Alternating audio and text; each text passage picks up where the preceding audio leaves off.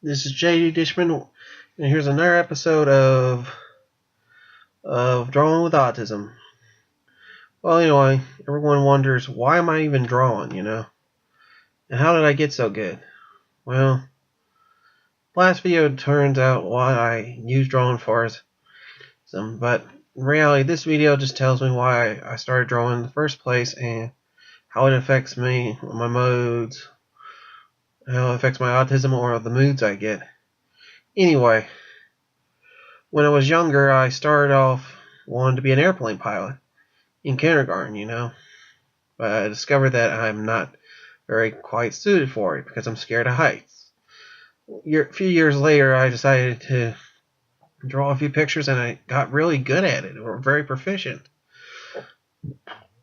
It wasn't until middle school that I started improving my art because, well, I had this obnoxious teacher and he proved he was a better artist and everything and trying to teach us how to be better artists, but it just, I don't know, he was a little discouraging, but I think that's what I needed back then, to understand how to draw pictures and stuff. Well, anyway, the full is that later on I started to learn how to draw better, but I never got a chance to show it into his face because he died, which, ironically enough, I felt very bad when he died, Irony, ain't it? Well, anyway, I started drawing on comics.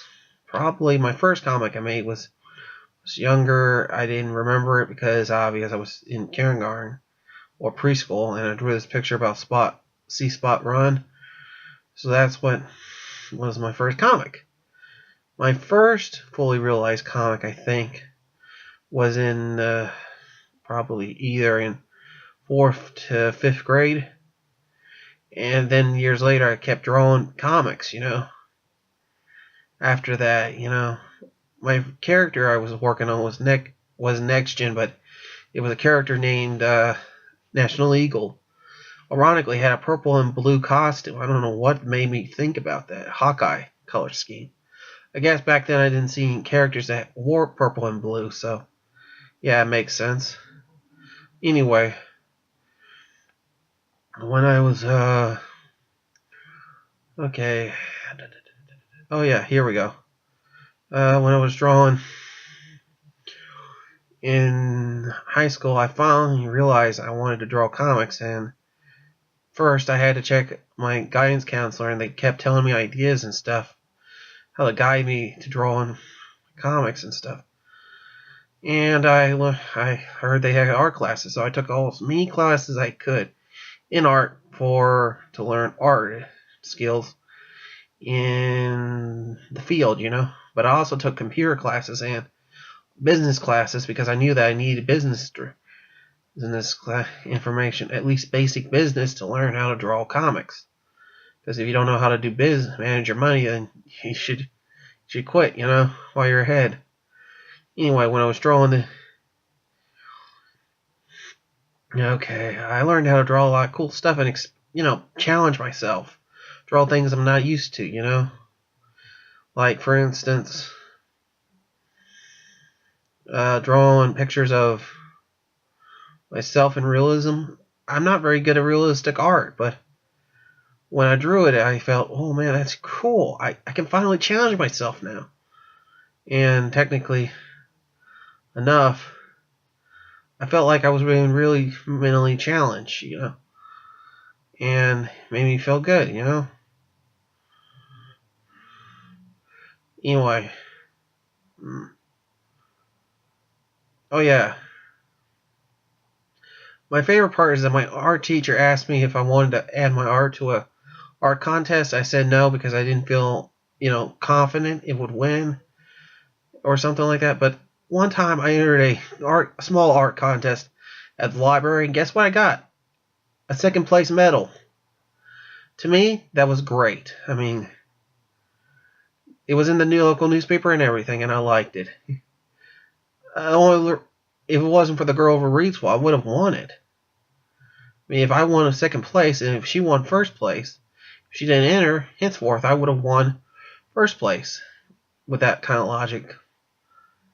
But even so, I still liked it because I won a contest. And I still like the picture. I don't know if I still got it or not, but it was an interesting piece, and the reason I don't know if I still had it or not is not because I would have lost it in my high school days. I lost it in general when I was moving out and a lot of drawings and stuff, so that's how I don't know if I still have it or not. But despite that, it was a great win and a confidence booster. Also, I had another teacher who said my artwork looks so good that I should stop drawing on notebook paper, so I quit drawing on notebook paper after that. I did draw on the sketchbook, but most of the time I just drew on notebook paper, just because I didn't feel like my art was worthy of it and stuff like that. But now I think kind of see the difference, and it also makes it look better, in a sense. And as you can see here, I'm almost done with this picture. Yeah. Oh boy. Well, it's nice to again, and all that mess. It's just, drawing helps calm my mood and helps me focus and everything. It helps me, well, as you can see, learn how to control my movement and everything and stuff like that. I don't know. It's a little hard to determine what it can do for me, but despite that, it's still a good coping mechanism. Guess that's what it is to me, a coping mechanism to help me. If I feel bad, so bad I can't even do anything, and if I'm able to draw, I draw, because it's the only thing that helps me out. Or, if, in this case with this Batman drawing, I do it so for friends and stuff.